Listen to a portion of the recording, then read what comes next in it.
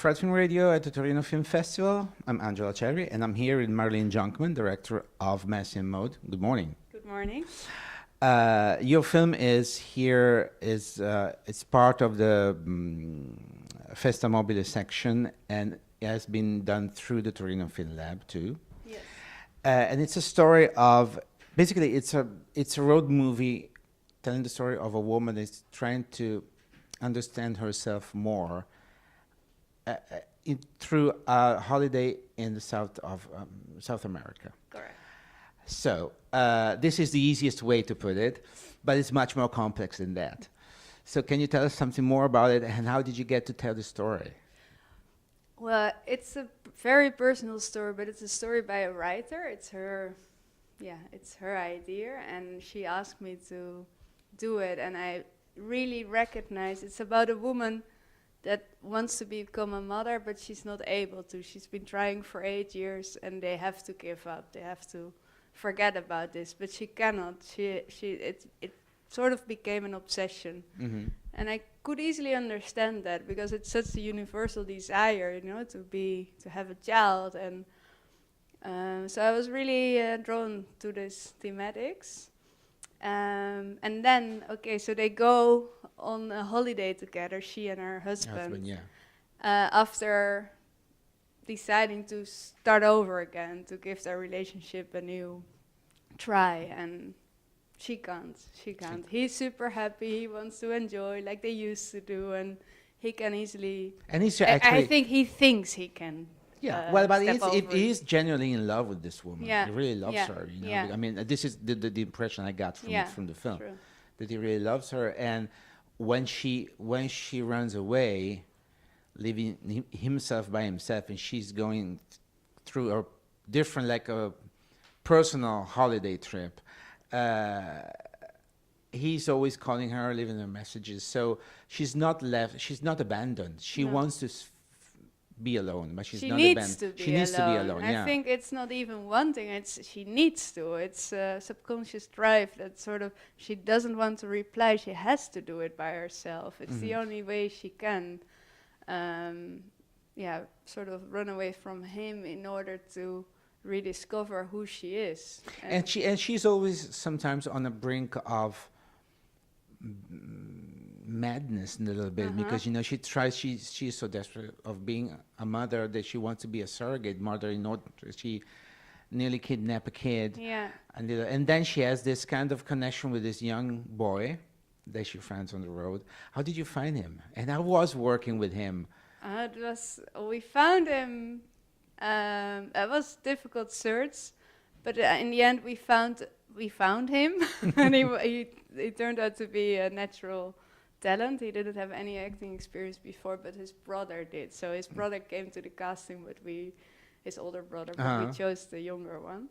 And working with him was difficult, very difficult, because he was good, but he only liked to do 1 take or 2 takes maybe, and then he would just run away, literally, and he didn't want to come back then. So we all, like the whole crew, everybody once in a while had to catch him and find a trick to get him back in front of the camera.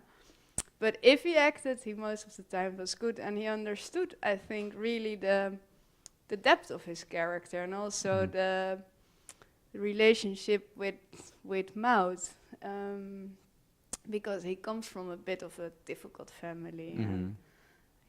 And actually, the kid's character, which is called Messi, which is from the title, is like, for her, I think that for Maud is a way of learning about herself more and being faced with some aspect of her personality that maybe she didn't know. She didn't want to confront with. Totally, I think she also realizes that because she's sort of a surrogate mother now, and she realizes it's not just easy. It's not, so she learns a lot from him. And also, the moment she realizes she really starts to love this boy, she understands that she's not his mother. She cannot be in this bubble, in this... Yeah, exactly. Yeah. Listen, how did you work with the actress in order to help her to get into this character? Because it was like the story that you wrote together with this writer. So how did you, the two of you work together? We talked mainly a lot about the scenes, and she's very analytical, so she has to understand every word.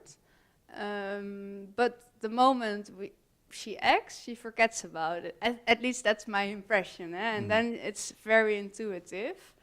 And she prepared herself. Well, she has 2 children, so she's able to have children. But the second one was difficult to get, so she understands this struggle and this desire, and that you become the obsession with it as well. And we talked about that, and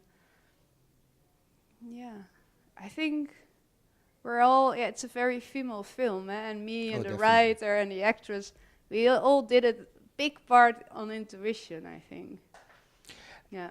I want to ask you the relation, the connection of your film with the Torino Film Lab. Which kind of part of the Torino Film Lab did you apply to? The Writers Lab, but I wasn't connected to the project yet. So Dan, the writer, did the Writers Lab, and I think only 2 years later, she asked me to direct the film. And did the two of you together make many changes from the original script? Yeah, a lot of changes. Really? Yeah. That was sometimes hard for her because she had worked on it already for years, and first with another male director, but that didn't work out well. So, and then I came in with all these fresh ideas, and I had a lot of energy to start over again. And of course, because it is such a personal story, it was sometimes hard to talk about it in a rational way, you know, because it felt like we were sort of shaping her sometimes, or But at the end, you made it, and the movie is really good and really well balanced. So your work together with her work actually made made a difference. Very good, Well, thank you very much to Marleen Jonkman, the director of Messi and Mode, from the Torino Film Festival in the Festa Mobile section. I'm Angela Cerbi for Fred Film Radio, the Festival Insider.